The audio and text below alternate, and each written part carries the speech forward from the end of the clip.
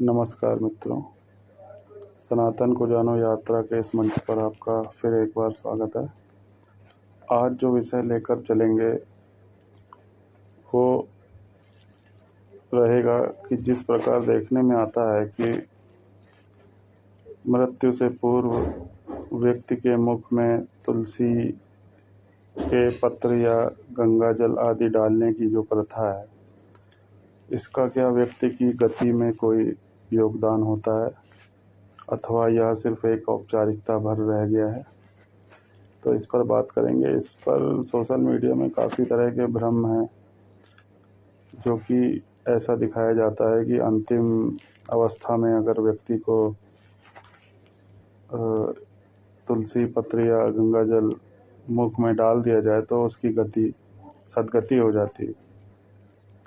तो इस पर जो आज हम बात करने का प्रयास करेंगे और जो वास्तविकता की ओर ले जाने का प्रयास रहेगा वह यह है कि यह बिल्कुल ही गलत तथ्य है और प्रचार है।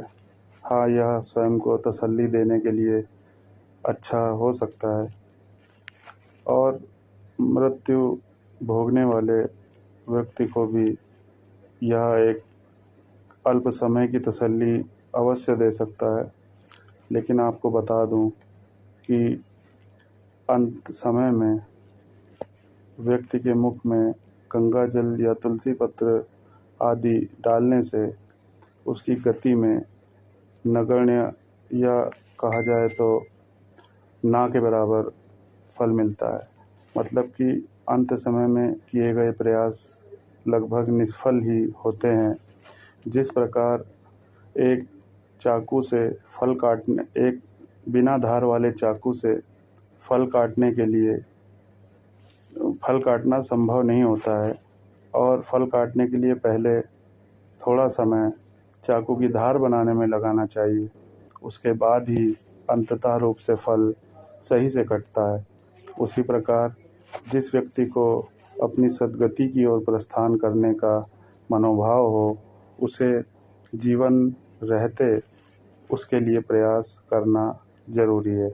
ऐसा नहीं होता कि कोई व्यक्ति जीवन भर पाप करता रहे, गलत कार्य करता रहे, अवैध जीवन जीता रहे और उसके बाद एक क्षण में उसके मुख में गंगा जल तुलसी दल डालकर उसे सद्गति की ओर ले जाया जा सके। यह एक मूर्खतापूर्ण तर्क है और इसका बिल्कुल विरोध करना चाहता हूँ कि यह प्रथा एक सिर्फ औपचारिकता भर बनकर रह गई है और धार्मिक कर्मकांड का हिस्सा है।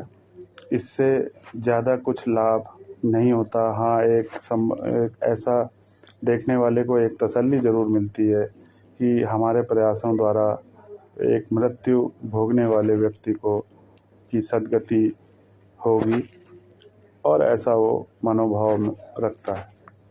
इसलिए अगर हमें सद्गति की ओर बढ़ना है तो अपने जीवन पर दृष्टि रखनी होगी और एक एक क्षण को उस ओर लगाना होगा।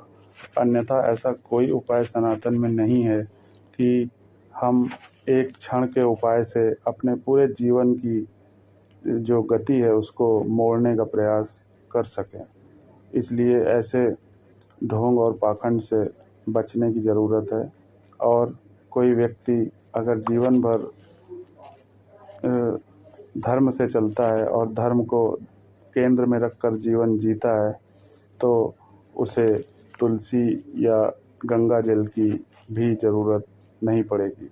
ना ही उसे नदी में स्नान करने की आवश्यकता है और ना ही मृत्यु के पूर्व तुलसी को मुख में रखने का ज़रूरी है।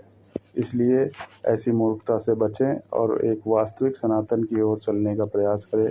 जैसा कि सनातन को जानो यात्रा इसी उद्देश्य से प्रारंभ हुई है, तो आप सभी को इस ओर ध्यान देना चाहिए।